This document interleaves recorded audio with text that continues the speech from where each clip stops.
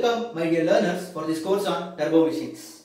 In this module 2, I am going to explain about the energy transfer in turbo machines. For lecture 1, I am going to derive an expression for Euler's equation for energy transfer.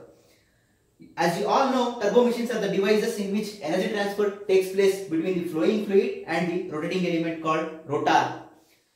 When fluid is flowing with certain amount of velocity, the kinetic energy will be stored in the fluid. When it come and impinges on the moving or stationary objects, the momentum will be transferred to the moving or stationary objects. So this can be analyzed by using the Newton's second law of motion. So today's topic is energy transfer in turbo machines.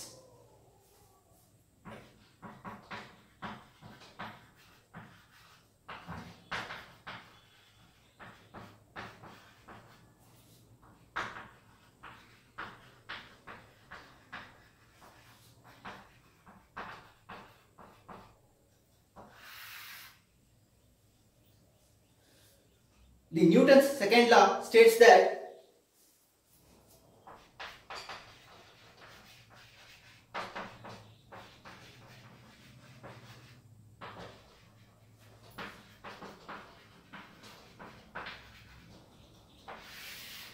the force exerted is directly proportional to rate of change of momentum, and this change in momentum will take place in the direction of application of force. So now I want to remove this proportional and I want to introduce the proportionality constant. Thereby I can equate exerted force and the change in momentum. So therefore, F is equal to 1 over Gc d by dt of momentum. So force is equal to rate of change of momentum, where 1 over Gc is called proportionality constant for Newton's second law of motion.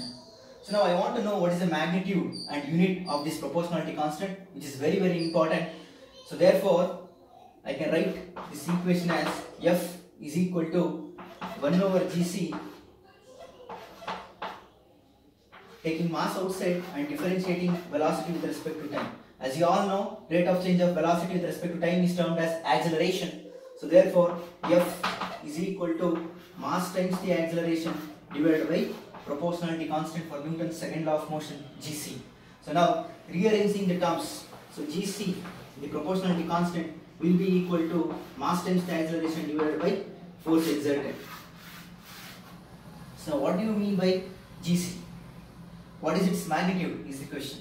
So Gc, the proportionality constant for Newton's second law, is defined as the unit force required to move unit mass with a unit acceleration. So therefore, substituting the values, the unit force required to move unit mass with unit acceleration, so it will be equal to 1. So now substituting the units of these terms, mass is equal to kg, acceleration is meters per second square, and force is newton. So therefore, the value of Gc is 1 and its unit is kg meter per newton second square. If you observe clearly, it is a dimensionless quantity. As the name itself indicates, it is a constant and its value is 1 and the unit will be kg meter per newton second square. Make a note of it, which is very important. So now moving on to determine what equation is used to analyze what amount of force exerted by the flowing fluid is converted into change in momentum. So as you all know, turbo machines are the devices in which energy transfer takes place between the flowing fluid and the rotating element due to the dynamic action of the flowing fluid.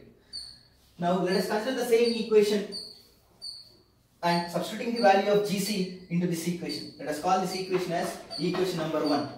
So from equation number 1, if I substitute the value of Gc and simplify, substituting the value of Gc and simplifying it, which I will get F is equal to m into dV divided by dt. So this I can write from equation 1. From equation 1, substituting the value of Gc, I can write it as F is equal to m into dV divided by dt. So now cross multiplying which, F into dt is equal to m into dV. The LHS of the equation represents the impulse force exerted by the flowing fluid, and the RHS will represent the change in momentum change in momentum in the rotor. So therefore, the impulse force exerted by flowing fluid will be converted into change in momentum. So this equation is termed as impulse momentum equation. Impulse momentum equation. So therefore, impulse momentum equation is used to analyze the energy transfer in turbo machines. A large amount of force contained in the fluid will impinge on the stationary or moving blades or vanes for a smaller amount of time. So large amount of force acting for a smaller amount of time is termed as impulse force. So this impulse force will create the change in momentum in the rotor. So thereby energy is transferred from the flowing fluid to the stationary or rotating vanes or blades, etc. So now, which equation is used to determine the energy transfer from the flowing fluid to the rotating element? If that is the question, the answer will be impulse momentum equation is used to determine the amount of energy transfer from the flowing fluid to the rotating or stationary elements such as vanes or blades. So now I want to take out the expression which I can use to derive the Euler's equation of energy transfer. So if I derive Euler's equation of energy transfer, this Euler's equation of energy transfer will give us what is the amount of work done by the power developers such as turbines, or what is the amount of work or power absorbed by the power absorbers such as pumps or compressors. So before going to derive Euler's equation for energy transfer, first I want an equation that I can use to derive Euler's equation of energy transfer by using impulse momentum equation.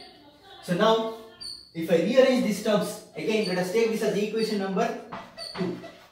So from equation number 2,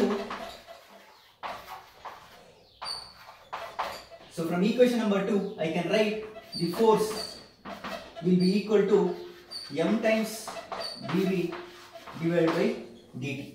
M times dv divided by dt. So now mass per time is nothing but mass flow rate. This is a change in velocity. Now to determine what is the force exerted by the fluid onto the rotating element or stationary element such as blades or vanes, or what is the force exerted by the stationary surfaces such as blades or vanes onto the fluid, I can use this equation. So when fluid is moving with certain amount of velocity is obstructed by the stationary or moving blades, then the amount of force exerted by the surface onto the fluid is given by the equation F is equal to mass flow rate, that is mass by time is mass flow rate, times V2 minus V1, where V2 is the final velocity and V1 is the initial velocity.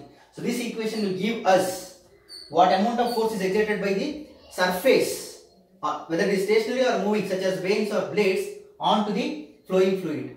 So now I want what is the amount of force exerted by the flowing fluid onto the stationary or moving elements such as vanes or blades. So from Newton's third law of motion,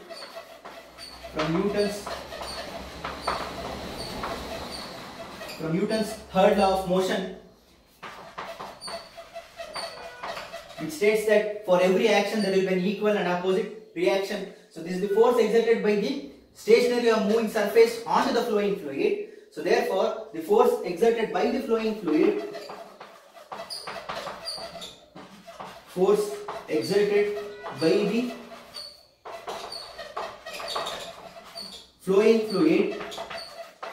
onto the surface, onto stationary or moving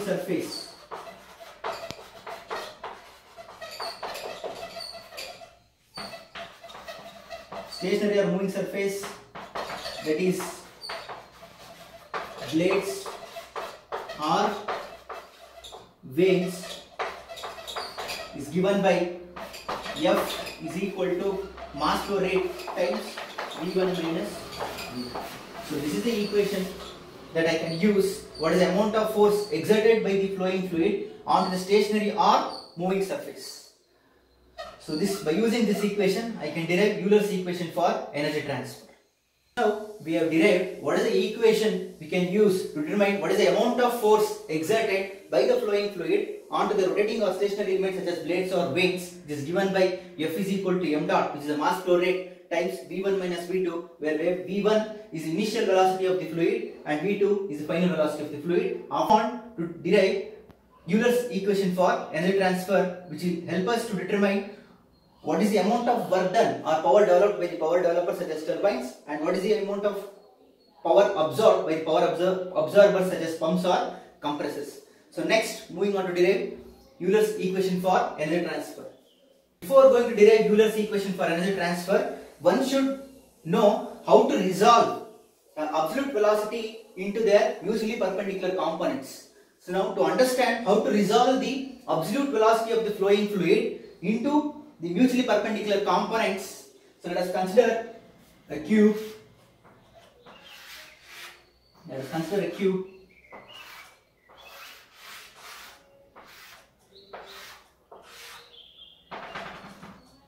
So if to be, we consider an absolute velocity of the fluid, we consider the absolute velocity of the fluid represented by the direction and magnitude by the diagonal joining the opposite faces of this cube. Let us take this as an absolute velocity V1.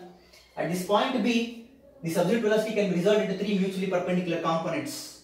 So now at point B we have three mutually perpendicular lines, and we also have this orange line representing the absolute velocity of the flowing fluid.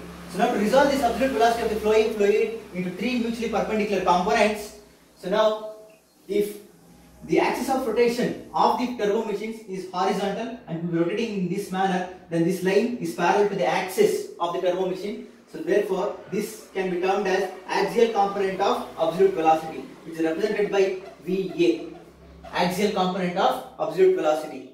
And this line is perpendicular to the axis of rotation, so therefore this is termed as radial component of absolute velocity, which is also termed as meridional component. So meridional component or radial component of absolute velocity is nothing but the component of velocity which is perpendicular to the axis of rotation of the rotor of the turbo machine.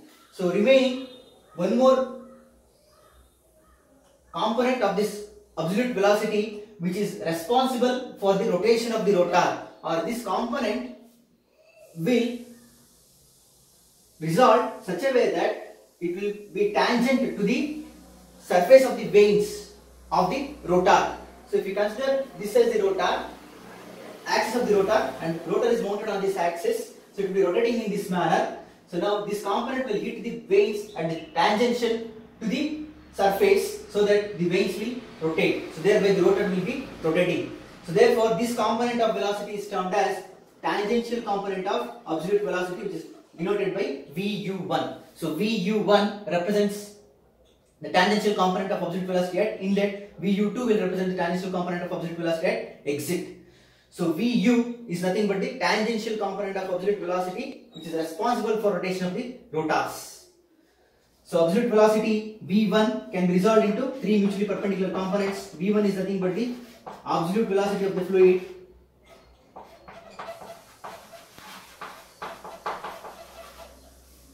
VA is the axial component of absolute velocity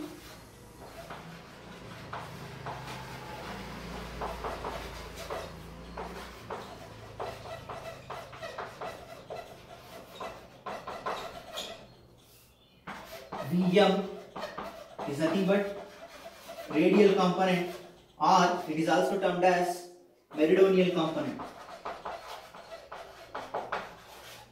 Meridional component of absolute velocity, and VU is termed as tangential component of absolute velocity. Tangential component of absolute velocity. So absolute velocity of any fluid can be resolved into three mutually perpendicular components. VA is the axial component of absolute velocity, VM is the radial or meridional component of absolute velocity, and VU, which is the tangential component of absolute velocity.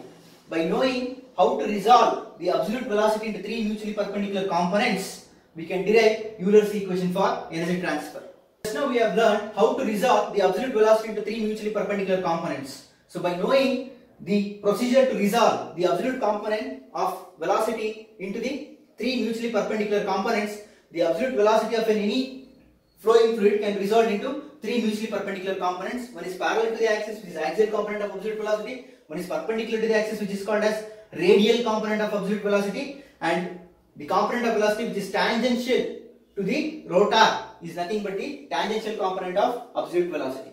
So to derive Euler's equation for energy transfer, let me consider a shaft of a turbo machine.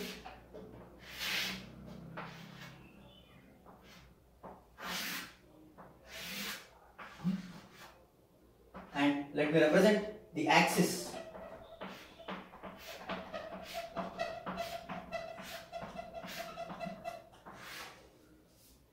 So let us consider a rotor on the surface of the shaft. Let us consider rotor on the surface of the shaft. Let the water enters the veins at state point 1. Let the perpendicular distance will be R1 to the point 1 and traces any path on this rotor and discharges at point 2.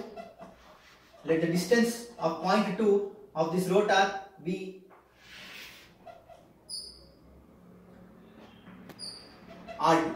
So distance from the axis or the pivot point to the discharge point is taken as R2. The distance between the entry point to the pivot point or the axis is taken as R1. So water enters at R1, traces any path and discharges at point 2. So now at this point water is coming with an absolute velocity V1.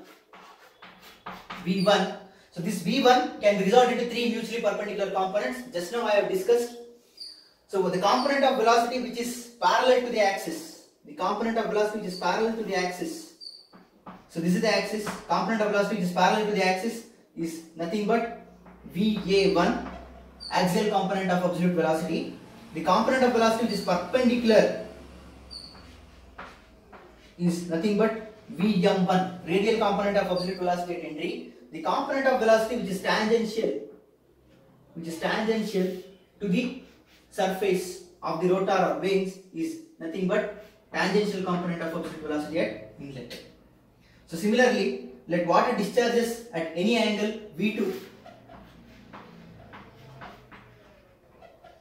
So V2 is the absolute velocity at exit. So now this V2 can result into 3 mutually perpendicular components. The component of velocity which is parallel to the axis of the rotor. The component of velocity which is parallel to the axis of the rotor is nothing but VA2, which is parallel to the axis. The component of velocity which is perpendicular to the axis is nothing but VM2, which is perpendicular to the axis. The component of velocity which is tangential to the vanes is nothing but VU2.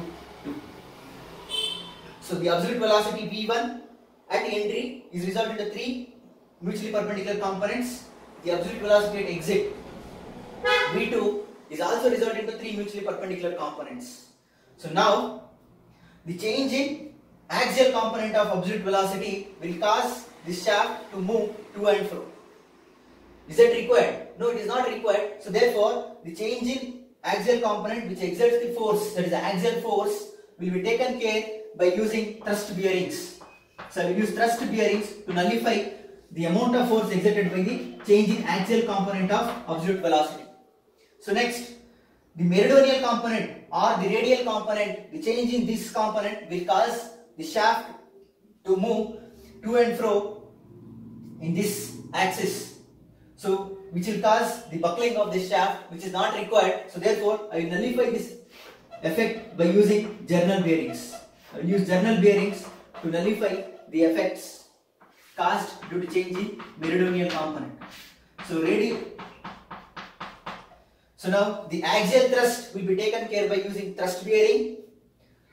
The radial thrust will be taken care by using journal bearing. So the thrust generated by the axial force will be nullified by using thrust bearings. The thrust generated by the change in radial or meridional component will be taken care by using of journal bearings. By using journal bearings and thrust bearings, I can nullify the effects of forces generated due to axial component and meridional component. Now I will leave the tangential component freely. So if you hit the surface of the vanes tangentially, which will cause it to rotate. So this will create some amount of torque. Change in this component will create torque. So now the amount of thrust or momentum, so force is equal to change in momentum. So therefore, what is the amount of momentum generated by this tangential component of absolute velocity? The equation we have already discussed in the beginning of this lecture, that is the force exerted by the fluid onto the stationary or moving vanes or blades is given by F is equal to m dot times the velocity. So therefore, what is the tangential thrust at entry and what is the tangential thrust at exit? So this is given by the tangential thrust at entry, which is nothing but tangential momentum at entry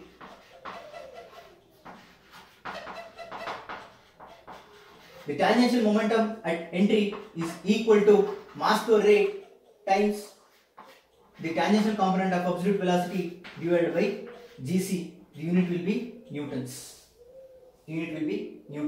If I won't use this constant, we know the magnitude of this constant is 1 and we also know the units. So if I won't use this component, so what will be the unit you are going to get? The unit you are going to get is kg per second into meter per second. So it will be kg meter per second square, that is Newton. That is also correct. So this itself is a dimensionless quantity. So if I use this or if I won't use, it doesn't make any difference. But this is required, otherwise we won't get the correct unit for work done. So which I am going to derive now. So now this is a tangential momentum at entry. So similarly, what is the tangential momentum at exit?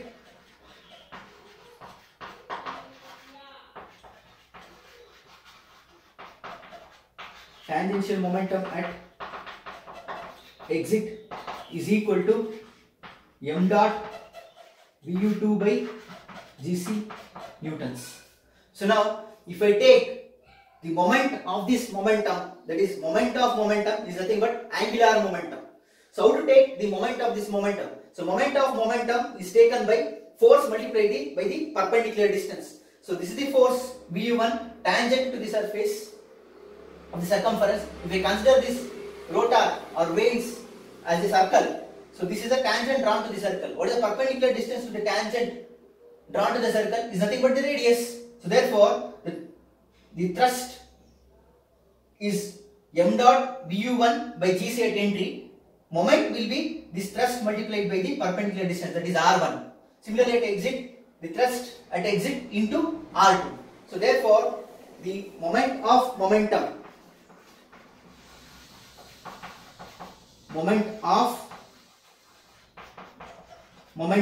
which is nothing but angular momentum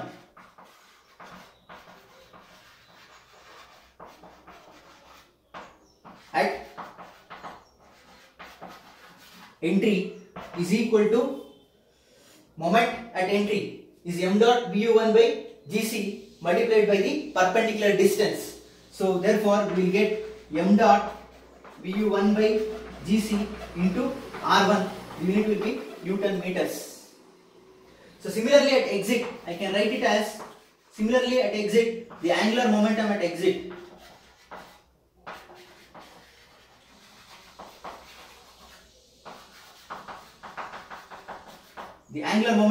is given by m dot Vu2 by Gc into perpendicular distance is R2 Newton meters. So the change in this angular momentum will give us the torque. So therefore, torque is nothing but the change in angular momentum.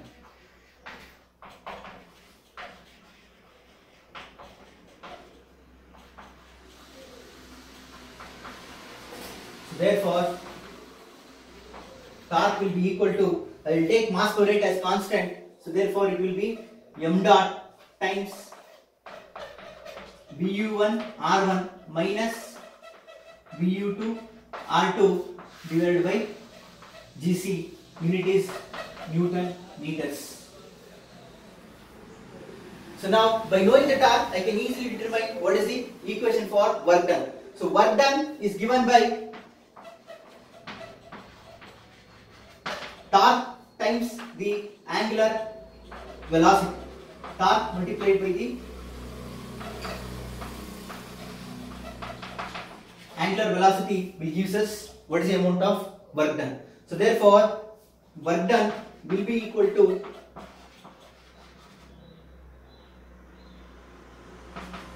this is torque.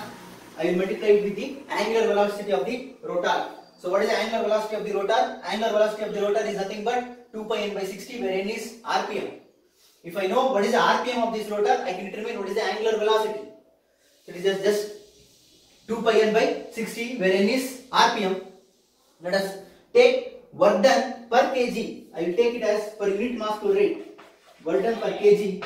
So therefore, the mass flow rate will be unity, 1 kg per second. So substituting this value, I will get VU1 R1 minus VU2 R2 by Gc into omega. So unit will be joules per kg. Unit will be joules per kg. What done is joules per kg I am doing. So I am taking as unit mass flow rate. So now if I multiply omega to R1 and omega to R2, I will be getting the linear velocity of the rotor. If I know the angular velocity of the rotor, how to get the linear velocity? Is just angular velocity multiplied by the radius. How? So omega is given by 2 pi n by 60.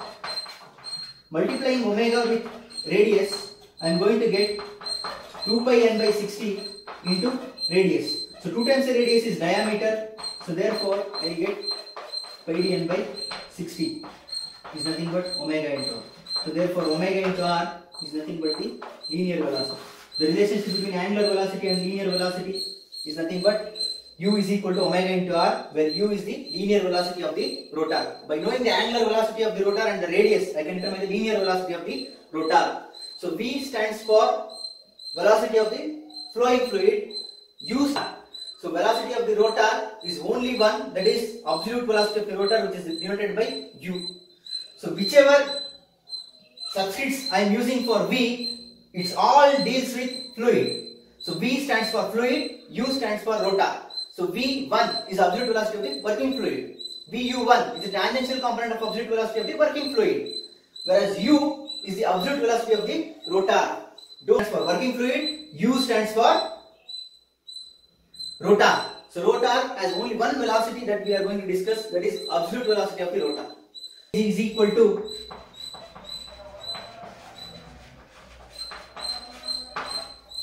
VU1 U1 minus VU2 U2 by Gc, joules per kg. If I won't use this Gc, so if I won't write Gc here, it doesn't make any difference. I will get the unit newtons. But if I won't mention this Gc, so what is the unit you are going to get? So if I won't write the unit Gc, if I won't take this Gc, so you are going to get meter square per second square minus meter square per second square. So unit will be meter square per second square. Does meter square per second square is equal to joules per kg? No, right? So now if I use Gc, I can show this unit will be joules per kg.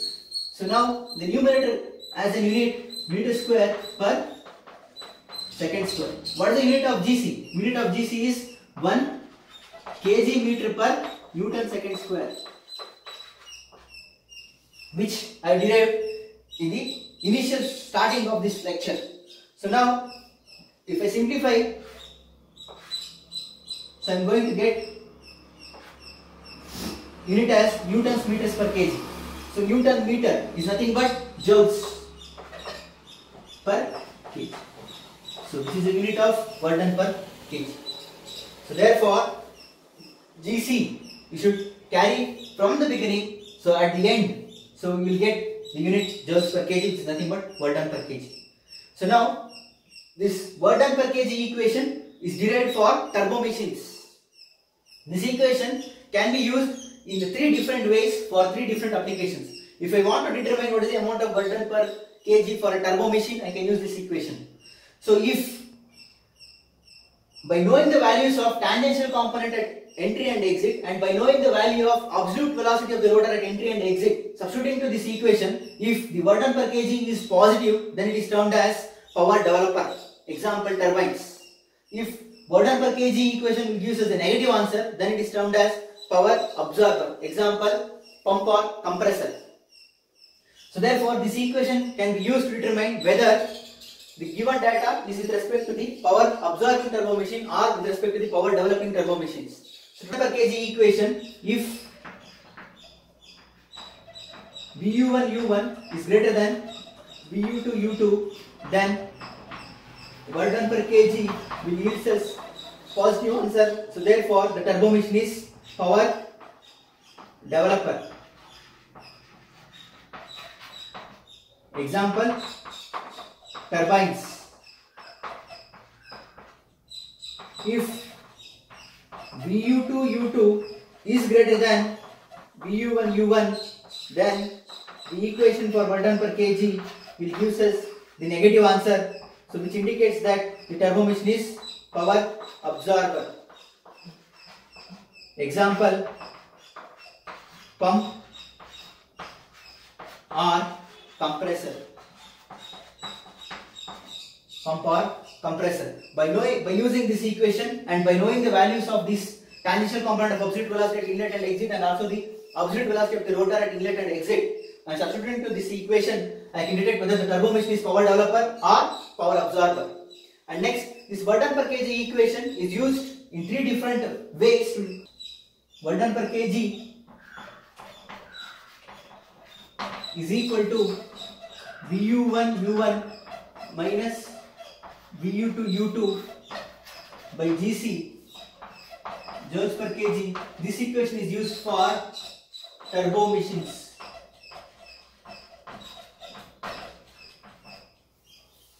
The second equation,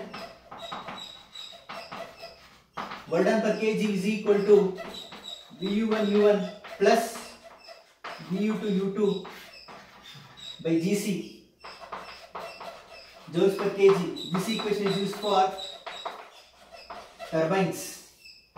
The third one, that is work done per kg is equal to VU2 U2 minus VU1 U1 by GC joules per kg.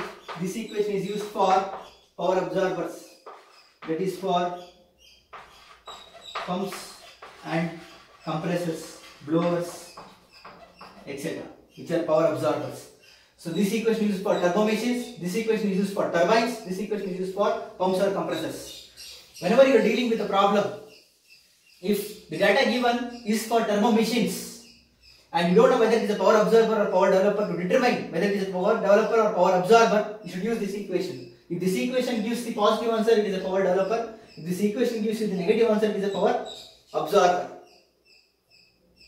So turbines is nothing but a power developer. So if G is equal to VU1 U1 plus VU2 U2 by GC for turbines. So for turbines I am using positive signature, but we have given the negative sign is because VU1 and VU2 are opposite in direction. If you consider this diagram, all these velocities are vector in nature. The length of the line will represent the magnitude and the arrow mark will represent the direction.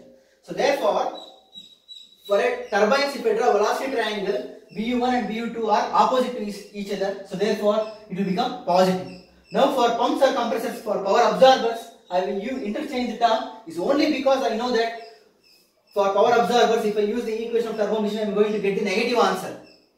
To avoid this negative sign, I am interchanging the terms. That's it. So now, I know the work done per kg equation for turbo machine, for turbine and pump or compressor. So by knowing the work done per kg, I can determine power. Power is nothing but mass per rate times work done per kg. Mass per rate times work done per kg. So the unit will be watts.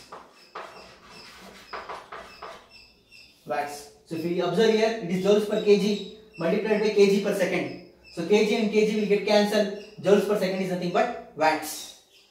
At last, the Euler's equation for energy transfer in its head form is given by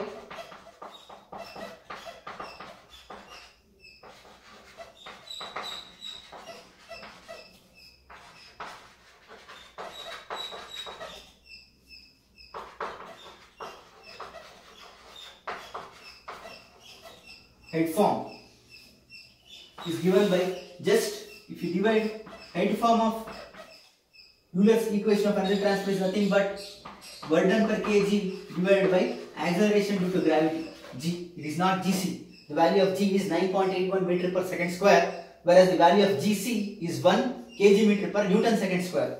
So then we use the head form of Euler's equation of energy transfer for power absorbers such as pumps or compressors. So against what head the pump is working, I can determine by using the head form of Euler's equation. For Euler's equation of energy transfer, and this is the various forms wherein which it has its own importance, and using this Euler's equation of energy transfer I can determine what is the amount of work done and what is the power developed, and what I can also use this Euler's equation of energy transfer in its head form for power absorbers such as pumps and compressors. So if I do that, I will get unit in terms of meters.